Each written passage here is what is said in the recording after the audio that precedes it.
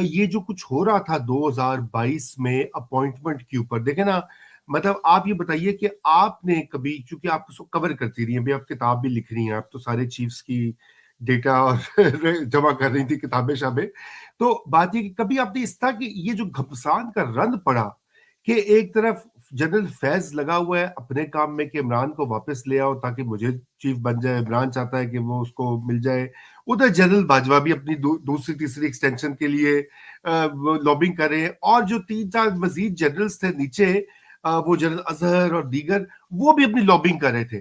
اچھا ٹھیک ہے، ہوتا ہے ہر دنیا میں، ایم شور بیوروکریٹس بھی لابنگ کرتے ہیں پوسٹنگ کے لیے، لیکن جس طرح کی اس کا امپیکٹ ملک کی سیاست، معیشت، اس کے اوپر ہو رہا تھا، آنیسٹلی مجھے تو وہ بہت عجیب اور ایک طرح سے انپریسیڈنٹڈ لگ رہا تھا. مے بی آج پہلے میں نے اتنا کلوزلی فالو نہیں کیا، لیکن انہوں نے تو انتہا کر دی تھی ان ساروں نے، میں کسی ایک کو نہیں کر رہا. اور I am sure Asim Munir بھی آن دا سائڈ کوائٹلی بات چیت ہو رہی ہوگی ان کی جہاں بھی ود دا کنسرنڈ کوارٹرز، لیکن یہ باقی تو یہ فیض صاحب تو مطلب بالکل ہی دندناتے ہوئے پھر رہے ہیں، اور وہ اس کو عمران خان کو اپنا پولیٹیکل جسے کہتے ہیں لیور استعمال کر کے لانگ مارچ بھی کروا رہے ہیں. اب آپ کو یاد ہے کہ ایک لانگ مارچ بھی ہوا تھا آرمی چیف کی اپوائنٹمنٹ کے اوپر، کہ مطلب یہ بھی ایک انپریسیڈنٹڈ چیز ہے کہ ایک سیاسی پارٹی جا کے جی ایچ کیو کے سامنے دھرنا دے گی کہ جی ہماری مرضی کا افسر لگاؤ. رضا بات یہ ہے کہ وہ ہنستے ہیں لوگ کہ سب سے بڑی سیاسی پارٹی تو پاکستان فوج خود ہے. ہاں وہ بات درست ہے. صرف یہ ہے کہ اپنے انسٹیٹیوشن کو اکٹھا رکھتے ہیں. تو اس لیے میرا اپنا خیال یہ ہے کہ یہ کائنڈ آف ڈکے جو ہے نا اس لیول، یہ تو اوور ایئرز آیا ہے. اور اسپیشلی آپ یہ دیکھیں نا، دیکھیں پہلے کیا ہوتا تھا، جرنیل جو بڑے ایمبیشس ہوتے تھے اور مارشل لاء لگاتے تھے، جب وہ مارشل لاء لگ جاتا تھا تو خود ہی اپنی ایکسٹینشن کرتے تھے. لیکن جنرل کیانی کے بعد یہ ہوا کہ جرنیلوں نے پولیٹیکل گورنمنٹس کے سے ایکسٹینشن لینی شروع کی. بالکل ایک اور نیچر آف پالیٹکس آ گئی نا. تو یہ پالیٹکس تو خود بھی کھیلتے ہیں کہ ہمیں بغیر مارشل لاء لائے، ہم مارشل لاء نہیں لا رہے، آپ کے لیے اسپیس چھوڑیے، بٹ ہمیں پھر آگے کر دو. راحیل شریف نے بھی بڑی کوشش کی، نہیں کر سکے. لیکن یہ کیانی آنورڈز آپ دیکھیں کہ ہر جرنیل ایکسٹینشن کے لیے ٹرائی کرتا ہے اور چاہتا ہے. سو جو نمبر 2 ہے، اور دیکھیں اسی ایک پورے پیریڈ میں ہوا یہ کہ آئی ایس آئی اتنی امپورٹنٹ انسٹیٹیوشن ہو گیا کہ اب وہ لوگ کہتے ہیں کہ بھئی چیف 2 ہوتے ہیں امپورٹنٹ، ایک تو آرمی چیف اور ایک D G I S I. تو D G I S I especially ایک ایسی سچویشن میں جس میں یہ جو ہے باجوہ صاحب بہت ساری چیزیں تھرو آئی ایس آئی کرواتے تھے، ان کی پارٹنرشپ تھی بالکل جیسے کیانی اور پاشا کی پارٹنرشپ تھی.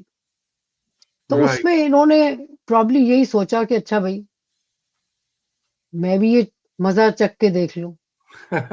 صحیح ہے، ٹھیک. اچھا لیکن میں عائشہ ذرا کوئکلی یہ بھی آپ سے، میں ان کی آپ نے ذکر بھی کر دیا کہ ان کی اور عاصم منیر کی کوئی پرسنل بھی مطلب ایک obviously he didn't want Asim Munir to be appointed as chief، اور پھر جب وہ بن گیا تو اس کو وہ کرنا تھا، گرانا تھا.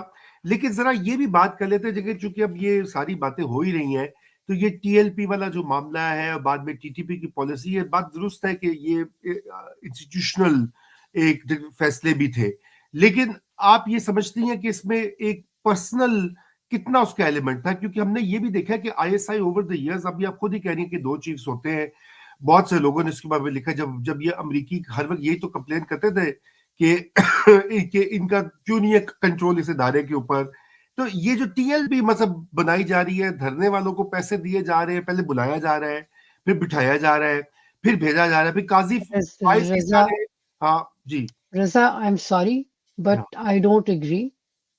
اس میں اگر آپ ٹوٹلی ڈال دیں گے فیض حمید کے کھاتے میں سب کچھ تو آئی don't agree.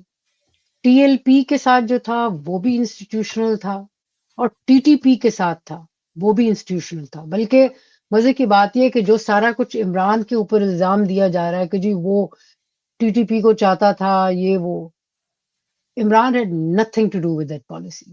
Between Pasha and Qamar Javed Bajwa and Faiz Hameed یہ پالیسی بن رہی تھی. اور آپ کو یاد بھی ہو کہ ان دنوں میں ٹی ٹی پی خاصی دب گئی تھی, خاموش ہو گئی تھی. ایک انسٹیٹیوشنلی چیف جو تھے دونوں, انہوں نے آپس میں کہا کہ بھئی ان کو اس طرح کر کے ان کو ٹھنڈا کرو, ان کو کنسیشنز دو, ان کو آنے دو. لیکن ان کو ساتھ یہ بھی تھا کہ ان کو یہ ڈی ویپنائز ہو کے آئیں گے. جو 6,500 ٹی ٹی پی والے آئے ان کے ساتھ سمجھوتا یہ ہوا تھا کہ یہ جو ہے ڈی ویپنائز اپنے ویپنز چھوڑ کے آئیں گے, آ جائیں گے, پتے شتے لے لیں, کر لیں.